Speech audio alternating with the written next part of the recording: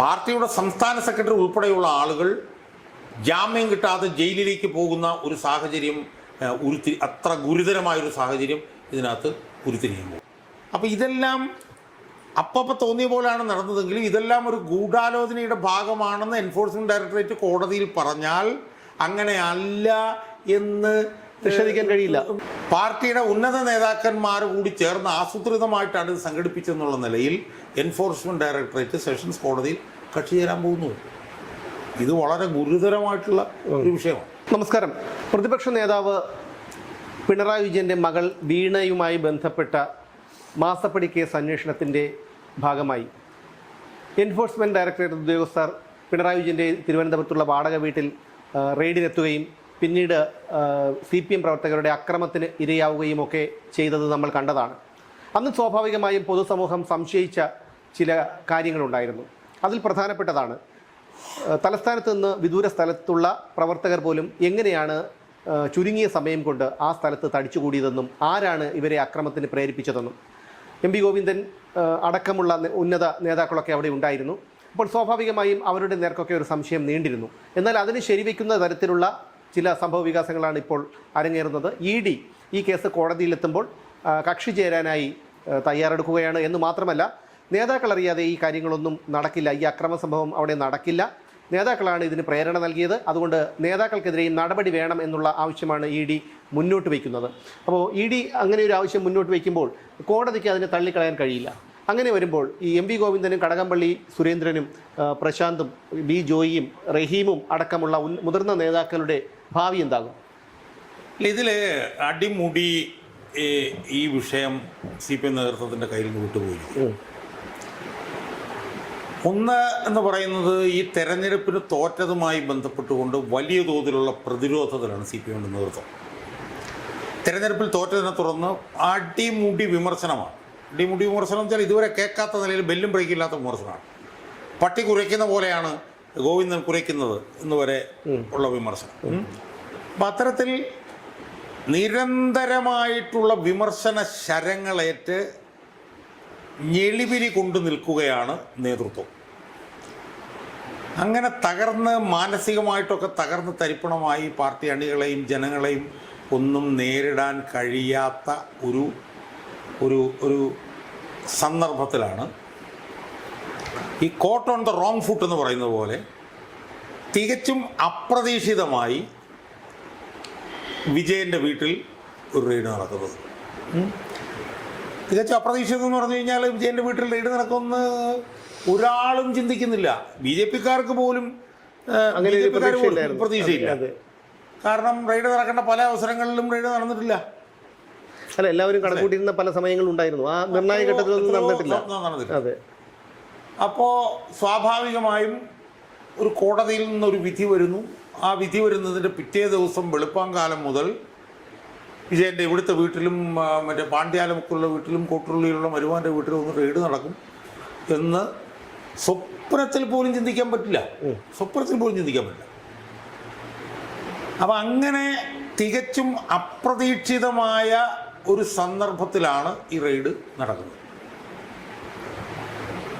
സ്വാഭാവികമായും ഈ സംഭവത്തിനെ എങ്ങനെ നേരിടണം എന്നത് സംബന്ധിച്ച് കൂട്ടായ ഒരു ആലോചന നടത്താനായിട്ട് നേതൃത്വത്തിന് കഴിഞ്ഞില്ല.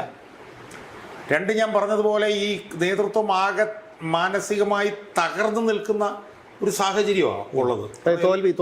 എല്ലാവർക്കും അതിഭീകരമായിട്ടുള്ള വിമർശനം. അപ്പം ഇതിൻ്റെയൊക്കെ പശ്ചാത്തലത്തിൽ അപ്പോൾ അതേസമയം തന്നെ പെട്ടെന്ന് ഒന്ന് സജീവമാകാൻ വേണ്ടിയിട്ട് ശ്രമിച്ചു. എന്താ കാരണം? വിജയൻ്റെ വീട്ടിലാണ് റെയ്ഡ് നടന്നിരിക്കുന്നത്. വിജയൻ എന്ന് പറയുന്നത് കേരളത്തിലെ CPMൻ്റെ ഏറ്റവും സമുന്നതനായിട്ടുള്ള പരമോന്നത നേതാവാണ്. 16 വർഷം സംസ്ഥാന സെക്രട്ടറി ആളും 10 വർഷം പിന്നെ പോളിറ്റ് ബ്യൂറോ അംഗവും പ്രതിപക്ഷ നേതാവൊക്കെ ആയിട്ടുള്ള വിജയൻ്റെ വീട്ടിൽ റെയ്ഡ് നടക്കുന്നു. സ്വാഭാവികമായും അതിനെതിരെ പ്രതിഷേധം ഉണ്ടാവണ്ടേ? ശരിതെറ്റുകളൊക്കെ അവിടെ നിൽക്കട്ടെ. അതെ, ശരിതെറ്റുകൾ മാറ്റിവെച്ചാലും വിജയൻ്റെ വീട്ടിൽ റെയ്ഡ് നടക്കുന്നു. റെയ്ഡ് നടക്കുമ്പോൾ അതിനെതിരെ പ്രതിഷേധം ഉണ്ടാവണം. അപ്പോൾ സാധാരണഗതിയിൽ ഇതുപോലെ ഒരു റെയ്ഡ് നടന്നാൽ സംസ്ഥാനത്തൊട്ടാകെ പ്രതിഷേധം ഉണ്ടാവേണ്ടതാണ്. ഒന്നും ഉണ്ടാവില്ല എന്ന് നേതൃത്വം അറിയാം. അതുകൊണ്ട് തന്നെ ഇവരെന്ത് ചെയ്തു? ഇവർ ആളുകളെ അവിടെ കൂട്ടി സംഘടിപ്പിച്ചു. അവരവിടെ നിന്ന് മുദ്രാവാക്യം വിളിക്കാൻ തുടങ്ങി. പക്ഷെ അതിനെ ഒരു ചിന്തിച്ചുറച്ച് എന്ത് ചെയ്യണം എന്നുള്ള രീതിയിൽ അണികളെ കൈകാര്യം ചെയ്യാനോ ഒന്നും ഉള്ളൊരു മാനസികാവസ്ഥ ഉണ്ടായിരുന്നില്ല. ആളുകൾ അവിടെ വന്നങ്ങ് കൂടി. മറുഭാഗത്ത് പോലീസിൻ്റെ ഒരു വീഴ്ച ആണെങ്കിൽ പോലും ഈ ആളുകൾ അവിടെ വന്ന് കൂടിയത് അക്രമത്തിലേക്ക് പോകുന്ന ഒരു നിലയിലേക്ക് ഇത് മാറിപ്പോകാൻ പോലീസുകാർ ആ സംഭവം നന്നായി കൈകാര്യം ചെയ്യാതിരുന്നത് ഒരു കാരണമായി. അപ്പോൾ അവിടെ വന്നു കൂടി നിന്നു, മുദ്രാവാക്യം വിളിച്ചു. അപ്പോൾ പിണറായി വിജയൻ്റെ വീട്ടിലാണ് റെയ്ഡ് നടക്കുന്നതെന്നുള്ളത് കൊണ്ട് നേതാക്കന്മാരെല്ലാം അവിടെ വന്നു. തിരുവനന്തപുരത്തുണ്ടായിരുന്ന നേതാക്കന്മാരെല്ലാം അവിടെ വന്നു. ഇതിന് പാർട്ടി സംസ്ഥാന സെക്രട്ടറി പോലും അവിടെ വരുന്നു. അപ്പോൾ ഇതൊന്നും ആലോചിച്ചുറച്ച് ചെയ്തൊരു കാര്യമല്ല. ഇതൊരു സംഭവം ഭയങ്കരമായിട്ട് നടന്നു. ഇതിനെ എങ്ങനെ പ്രതിരോധിക്കണം, എങ്ങനെ അത് കൈകാര്യം ചെയ്യണമെന്നൊന്നും ആലോചിക്കാതെ ഇംഗ്ലീഷിൽ പറഞ്ഞാൽ നീ ജെർക്ക് റിയാക്ഷൻ എന്ന് പറഞ്ഞ പോലെ അപ്പം തോന്നിയ നിലയിൽ ഇതാണ് ഡെവലപ്പ് ചെയ്ത്. സ്വാഭാവികമായിട്ടും ഇത്തരത്തിൽ ഒരു റെയ്ഡ് നടക്കുമ്പോൾ അണികളെയൊക്കെ പലയിടങ്ങളിൽ നിന്നും വിളിച്ചു വരുത്തി എന്നുള്ള വിവരങ്ങളൊക്കെ പുറത്തു വരുന്നുണ്ട്. അത് നമ്മൾ തന്നെ ചിന്തിച്ചാൽ അറിയാം. ഒരിക്കലും തിരുവനന്തപുരത്ത് നിന്ന് കിലോമീറ്റർ അകലെയുള്ള പല സ്ഥലങ്ങളിൽ നിന്നും അണികൾ അവിടെ എത്തണമെങ്കിൽ നേതാക്കളുടെ നിർദ്ദേശം അനുസരിച്ചല്ലാതെ എത്തില്ല. അങ്ങനെ ഈ അണികളെ അവിടെ വരുത്തുന്നതിലൂടെ ഇവർ അക്രമമാണോ യഥാർത്ഥത്തിൽ ലക്ഷ്യമിട്ടത്, അത് ഇവരുടെ കയ്യിൽ നിന്ന് പോയതാണോ? ഇല്ല, അക്രമം ലക്ഷ്യമിട്ടു എന്ന് എനിക്ക് തോന്നുന്നില്ല. അക്രമം ലക്ഷ്യമിടാൻ കഴിയാത്ത പാർട്ടിയൊന്നുമല്ല ഈ പാർട്ടി. നമുക്ക് സുസംഘടിതമായി കാര്യങ്ങൾ ആലോചിച്ച് തീരുമാനിച്ച് അക്രമമൊക്കെ ലക്ഷ്യമിടാൻ കഴിയുന്ന പാർട്ടിയാണ് ഈ പാർട്ടി. പക്ഷേ അന്നവിടെ അവർ അക്രമം ലക്ഷ്യമാക്കിയാണ് വന്നത് എന്ന് ഞാൻ വിശ്വസിക്കുന്നില്ല. പിന്നെന്തിനായിരിക്കാം അങ്ങനെ ഒരു അല്ല, അവിടെ വന്നതിൻ്റെ ഒരു കാരണമായിട്ട് എനിക്ക് തോന്നുന്നത് അവരുടെ പാർട്ടിയുടെ ഏറ്റവും വലിയ സമുന്നതനായിട്ടുള്ള നേതാവിൻ്റെ വീട്ടിൽ റെയ്ഡ് നടക്കുന്നു. സ്വാഭാവികമായും ഒരു കേഡർ പാർട്ടിയാണ്, ആ പാർട്ടിയുടെ ഏറ്റവും സമുന്നതനായ നേതാവാണ്, അയാളുടെ വീട്ടിൽ റെയ്ഡ് നടക്കുന്നു എന്നുള്ളതുകൊണ്ട് അവിടെ കുറേ ആളുകൾ കൂടണം എന്നവരാലോചിച്ച് ഉറച്ച് അവിടെ കൊണ്ടുവന്നതാവാനാണ് സാധ്യത. ആ കൊണ്ടുവന്ന സമയത്ത് അവർ അക്രമത്തിനൊന്നും പദ്ധതി ഇട്ടിട്ടുണ്ടാവാനുള്ള സാധ്യതയുമില്ല. കാരണം അവിടെ ഒരു അക്രമം നടത്തണം എന്ന് അവരാലോചിച്ചുറച്ച് ചെയ്യുമ്പോൾ സ്വാഭാവികമായും അതിൻ്റെ പ്രത്യാഘാതത്തെക്കുറിച്ച് അവർ ചിന്തിക്കും. അല്ല, അവിടെയാണ് എൻ്റെ ചോദ്യം. കാരണം ഈ കേന്ദ്ര അന്വേഷണ ഉദ്യോഗസ്ഥർക്കെതിരെ ഒരു നടപടി ഒരു അക്രമം ഉണ്ടായാൽ അല്ലെങ്കിൽ അവർക്കെതിരെ പ്രതിഷേധം ഉണ്ടായാൽ അതിന് തിരിച്ചടി ഉണ്ടാകുമെന്നും അതിൻ്റെ ഭവിഷ്യത്തും നേതാക്കൾക്ക് അറിയാത്തത് കൊണ്ടല്ല. അതാണ് ഞാൻ പറഞ്ഞത്. അപ്പം അതുകൊണ്ട് തന്നെ ഇത് ഒരു ഗൂഢാലോചനയുടെ ഭാഗമായിട്ട് ഒന്നും ചെയ്തതാവണം എന്നില്ല. ഞാൻ ഇതിൻ്റെ വിശദാംശങ്ങളിലേക്ക് പോകാം. അപ്പോൾ അന്നേരം അവിടെയൊക്കെ അത് സംഭവിച്ചു കഴിഞ്ഞാൽ ആക്രമണം നടന്നു. ആക്രമണം നടന്നു കഴിഞ്ഞപ്പോഴത്തേക്കും ആക്രമികൾ ഓടി പാർട്ടി ഓഫീസിലേക്ക് കയറി. പാർട്ടി ഓഫീസിൽ പോലീസ് കയറാൻ വന്നപ്പോഴത്തേക്കും തടഞ്ഞു. അവരുമായിട്ട് സംസാരിച്ചു. അതിനകത്ത് MP-മാർ വന്നു, പാർട്ടി ജില്ലാ സെക്രട്ടറി വന്നു. ഇതൊക്കെ ആസൂത്രിതമായിട്ടല്ല നടന്നത് എന്ന് നമ്മൾ നിരീക്ഷിച്ചാൽ പോലും ആസൂത്രിതമായിട്ടാണ് നടന്നത് എന്നുള്ള ആരോപണം ഉന്നയിച്ചാൽ അങ്ങനെ അല്ല എന്ന് അവർക്ക് തെളിയിക്കാൻ പറ്റില്ല. അതാണ് അവരിപ്പം എത്തിയിരിക്കുന്ന ഏറ്റവും വലിയൊരു ഒരു പ്രതിസന്ധി എന്ന് പറയുന്നത്. മനസ്സിലായോ? കാരണം ഇവരുടെ എല്ലാം മുന്നിൽ വെച്ച് ED ഉദ്യോഗസ്ഥന്മാർ ആക്രമിക്കപ്പെട്ടു. ആ ആക്രമിച്ച പ്രതികളെ പാർട്ടി ഓഫീസിൽ ചെന്ന് അഭയം തേടി. ആ പ്രതികളെ പാർട്ടി ഓഫീസിൽ കയറി പിടിക്കാൻ അനുവദിച്ചില്ല.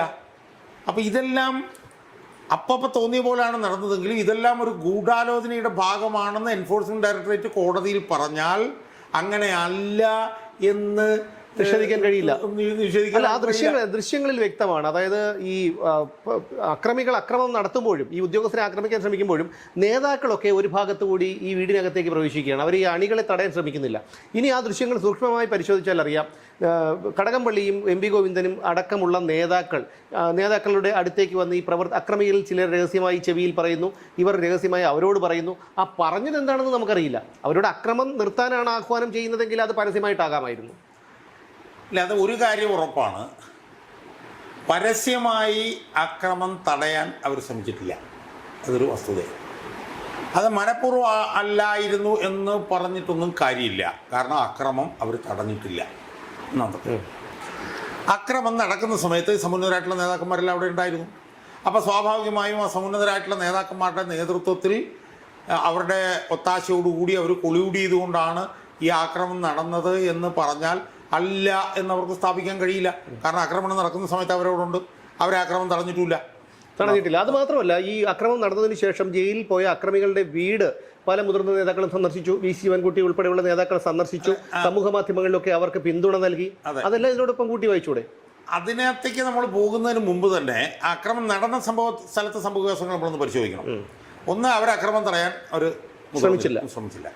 ആക്രമണം നടക്കുന്ന സമയത്ത് മൂകസാക്ഷികളായിട്ട് അവരോടുണ്ടായിരുന്നു. ഈ ആക്രമണം നടന്നു കഴിഞ്ഞിട്ട് എന്താ സംഭവിച്ചത്? അക്രമികൾ പിന്നെ അവരുടെ മുമ്പിൽ കൂടെ പാർട്ടി ഓഫീസിലേക്ക് പോയി. പാർട്ടി ഓഫീസിൽ ഇരിക്കുന്ന അക്രമികളെ പോലീസ് പാർട്ടി ഓഫീസിൽ കയറി പിടിക്കാൻ വന്നപ്പോഴത്തേക്കും അതിനെ തടസ്സം നിൽക്കുന്നു. അക്രമികളെ പിന്നെ പുറത്തിറക്കി തരാം എന്നുള്ള നിലയിൽ പാർട്ടിയുടെ എംപിമാർ ഉൾപ്പെടെയുള്ള ഒരു ഉന്നത പോലീസ് ഉദ്യോഗസ്ഥന്മാരോട് സംസാരിക്കുന്നു. ഇതൊക്കെ ഒരുപക്ഷെ ആകസ്മികമായിട്ട് സംഭവിച്ചതാണെങ്കിൽ പോലും ഇതൊക്കെ ഒരു ഗൂഢാലോചനയുടെ ഭാഗമാണ് എന്ന് ED കോടതിയുടെ മുന്നിൽ പറഞ്ഞാൽ അത് നിഷേധിക്കാൻ കഴിയില്ല. മനസ്സിലായില്ലേ? അവിടെയാണ് ഇതിൻ്റെ ഒരു വലിയ ഗുരുതരാവസ്ഥയിലേക്ക് ഇത് പോകാൻ പോകും. ഒന്നാമത്തെ കാര്യം എന്ന് പറയുന്നത്, ഇത് പാർട്ടി അണികളെ വലിയ തോതിൽ പ്രതിസന്ധിയിലാക്കി, അവരെ ജയിലിനുള്ളിലാക്കി, അവർക്ക് പിന്നെ ജാമ്യം കിട്ടാതാക്കി എന്നുള്ള നിലയിലുള്ള ചർച്ചകൾ വ്യാപകമായി നടന്നുകൊണ്ടിരിക്കുകയാണ്. പാർട്ടി അണികളുടെ നടന്നുകൊണ്ടിരിക്കുന്നു. പാർട്ടിക്കകത്തും വലിയ പൊട്ടിത്തെറിയിലേക്ക് അത് പോകും. ഇപ്പം എന്താ സംഭവിച്ചിരിക്കുന്നത്? ഇപ്പം സംഭവിച്ചിരിക്കുന്നത് പാർട്ടിയുടെ ഉന്നത നേതാക്കന്മാർ കൂടി ചേർന്ന് ആസൂത്രിതമായിട്ടാണ് ഇത് സംഘടിപ്പിച്ചെന്നുള്ള നിലയിൽ എൻഫോഴ്സ്മെൻറ്റ് ഡയറക്ടറേറ്റ് സെഷൻസ് കോടതിയിൽ കക്ഷി ചേരാൻ പോകുന്നു. ഇത് വളരെ ഗുരുതരമായിട്ടുള്ള ഒരു വിഷയമാണ്. അതിൻ്റെ കാരണം എന്താണെന്ന് ചോദിച്ചാൽ, 5 പ്രതികൾ ജാമ്യം കിട്ടാൻ വേണ്ടിയിട്ട് ജുഡീഷ്യൽ ഫസ്റ്റ് ക്ലാസ് മജിസ്ട്രേറ്റ് കോടതി 3-ൽ ചെന്ന് കഴിഞ്ഞപ്പോഴത്തേക്കും അവിടെ നിന്ന് വന്നൊരു വിധിന്യായമുണ്ട്. ആ വിധിന്യായത്തിൽ വളരെ കൃത്യമായി ഇത് ഭരണകൂടത്തിനെതിരായിട്ടുള്ള ആക്രമണം, attack against the state, attack against the institution, വധിക്കാൻ വേണ്ടിയിട്ട് തയ്യാറെടുത്താണ് വന്നത് എന്നൊക്കെയുള്ള നിലയിലുള്ള രൂക്ഷമായിട്ടുള്ള പരാമർശങ്ങൾ ആ വിധിന്യായത്തിലുണ്ട്. അറ്റാക്ക് അഗൻസ്റ്റ് ദ സ്റ്റേറ്റ് എന്ന് പറഞ്ഞു കഴിഞ്ഞാൽ ജീവപര്യന്തം വരെ കിട്ടാവുന്ന കുറ്റമാണ്. അറ്റാക്ക് അഗൻസ്റ്റ് ദി ഇൻസ്റ്റിറ്റ്യൂഷൻ എന്ന് പറയുന്നതും വളരെ ഗുരുതരമായിട്ടുള്ള കുറ്റമാണ്. മനസ്സിലായി?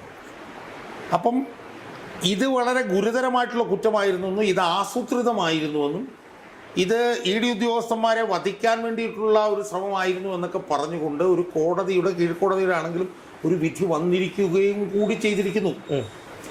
ആ പശ്ചാത്തലത്തിലാണ് ഇതിനകത്ത് ഉന്നത ഉദ്യോഗസ്ഥന്മാർക്ക് കൂടി ഇതിനകത്ത് പങ്കുണ്ട് എന്നുള്ള നിലയിൽ നേതാക്കൾക്ക് പങ്കുണ്ടെന്നുള്ള നിലയിൽ ED ഈ കേസിൽ കക്ഷി ചേരാൻ പോകുന്നതിൻ്റെ പ്രാധാന്യത്തെ നമ്മൾ മനസ്സിലാക്കാം. അങ്ങനെ വരുമ്പോൾ അത് ബംഗാൾ ആവർത്തിക്കില്ലേ സന്ദേശ് കലി?